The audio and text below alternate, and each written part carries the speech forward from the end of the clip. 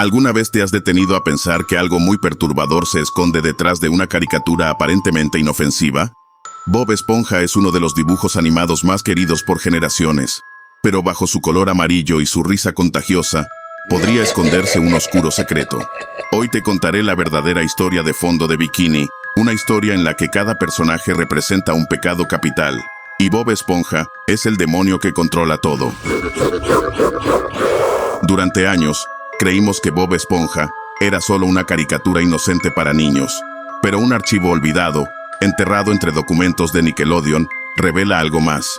Una historia perturbadora que fue contada por un ex animador del estudio, que juró que Fondo de Bikini no era simplemente ficción, sino una representación codificada de una verdad macabra. Nunca pensé que lo que encontré esa noche cambiaría por completo la forma en la que veo los dibujos animados. Trabajé durante casi 5 años como asistente de animación en Nickelodeon. Entré siendo un soñador, creyendo que estaba a punto de formar parte de la historia de la televisión infantil. Y lo hice, solo que no de la manera en la que me hubiera gustado. Todo comenzó por accidente. Estábamos reorganizando los archivos físicos del estudio, cajas viejas llenas de papeles, discos, cintas y bocetos. Mientras clasificaba una de ellas, encontré un sobre marrón sin etiqueta, sellado con cinta negra. No tenía marca, ni remitente, solo un número en la esquina, 0217BF. Cuando lo abrí, lo primero que cayó fue una nota escrita a mano, con una caligrafía apresurada y temblorosa. Cada personaje representa un pecado, pero solo uno los controla a todos. Dentro del sobre había documentos antiguos, bocetos que nunca salieron al aire, y lo más inquietante, un pequeño cassette con la palabra "confidencial" escrita a lápiz. Decidí llevarlo a casa. Esa noche, puse el cassette en mi grabadora. Lo que escuché fue la voz de alguien, un animador, supuse, contando algo que parecía más una confesión que una historia. Si estás oyendo esto, ya es tarde para mí, pero quizá no para ti. Cuando me asignaron al equipo de Bob Esponja, pensé que era una oportunidad divertida. Nadie tomaba el proyecto demasiado en serio, pero desde el primer día noté algo extraño. Las reuniones de guión no eran normales. El creador principal siempre insistía en que los personajes debían seguir patrones fijos. No podían cambiar, no podían evolucionar. Tenían que repetir las mismas conductas, una y otra vez.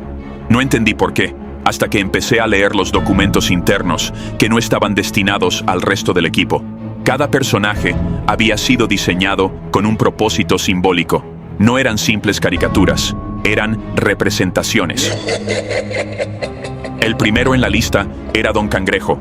Avaricia, ese era su rol. Lo repitieron en múltiples notas. No podía mostrar compasión, no debía tener redención. Su única motivación debía ser el dinero. Una escena eliminada que encontré mostraba a Don Cangrejo vendiendo el alma de su propia hija, Perla, a cambio de una montaña de monedas. Era inquietante, no por el acto en sí, sino por cómo se reía mientras lo hacía. Lo curioso era que Bob Esponja estaba ahí, observando, y no hacía nada, solo reía con él. Eso se repetía en muchos guiones descartados. Bob nunca evitaba el mal, a veces parecía reforzarlo. Luego estaba Arenita, la ardilla tejana que vivía bajo el mar. Ella no era la heroína que todos pensaban. En los primeros borradores, era descrita como una criatura obsesionada con ser la mejor, comprobar que era superior a los del fondo. Su lucha no era por justicia, era por reconocimiento. Lujuria, no en el sentido físico, sino espiritual. Deseo desenfrenado de destacar. En un episodio descartado, Arenita terminaba llorando frente a un espejo porque nadie la respetaba como científica. Entonces, aparecía Bob, quien le decía: "Todos tienen razón. No hay nadie más tonta como tú". Luego se iba, dejando que la desesperación la consumiera. El caso de Patricio era más sutil, pero igual de perturbador. La pereza no siempre es dormir, es no querer cambiar, no querer pensar, no querer ser. Patricio era exactamente eso, una criatura vacía, feliz con su ignorancia, inmóvil en su estupidez. Pero en una escena no emitida que encontré, Patricio lloraba en silencio mientras miraba el cielo. Decía: "Sé que hay más, pero no me importa". Y entonces Bob aparecía con una hamburguesa en la mano y le decía: No pienses. Come. Calamardo era distinto. Había algo trágico en él. Él sí parecía darse cuenta de lo que ocurría. No encajaba con los demás. Estaba frustrado, irritado, pero también sospechaba. En uno de los storyboards prohibidos, Calamardo confronta a Bob. Le grita: Tú no eres lo que dices ser, yo lo sé, porque no cambias nunca. Bob solo lo miraba, sin parpadear, y luego reía. Ira, esa era la esencia de Calamardo, pero no una ira sin sentido. Era una furia nacida de vivir atrapado, de darse cuenta que todo era una repetición, un bucle del que no podía salir. Luego está Plankton, el villano cómico, pero en realidad, Plankton era una víctima de su propia envidia. En otro archivo, vi un episodio titulado La Ruptura. Nunca fue emitido. En él, Plankton revela que una vez fue socio de Don Cangrejo, y juntos crearon la receta de la Cangreburger, pero Don Cangrejo lo traicionó. Desde entonces, Plankton solo quiere recuperar lo que siente que le fue arrebatado. Bob siempre lo sabotea, siempre está ahí, arruinando cada intento, porque el ciclo debe continuar. Plankton debe fracasar, debe envidiar, debe sufrir. Y al final, todo giraba en torno a Bob. Bob no representa solo la gula por comida, sino la gula por control, por caos, por emociones. En un documento llamado Eje Central, se decía que Bob debía estar en cada conflicto, no para resolverlo, sino para mantenerlo vivo. En otra escena no publicada, se muestra a Bob solo, en su casa. No hay música, ni voces, solo silencio.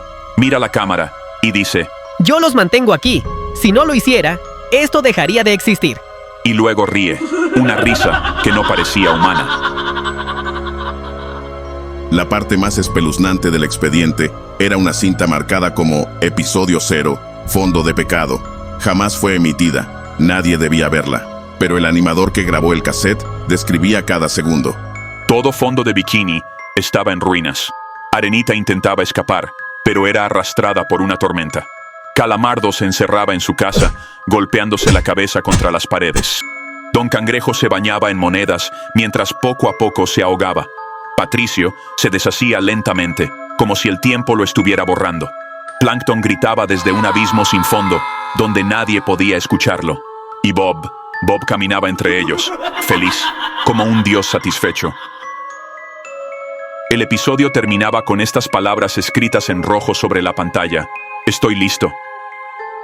Lo último que dejó escrito el animador fue: si ves a Bob Esponja sonreír, no sonrías con él, porque en el momento en que lo haces, él sabe que estás viendo.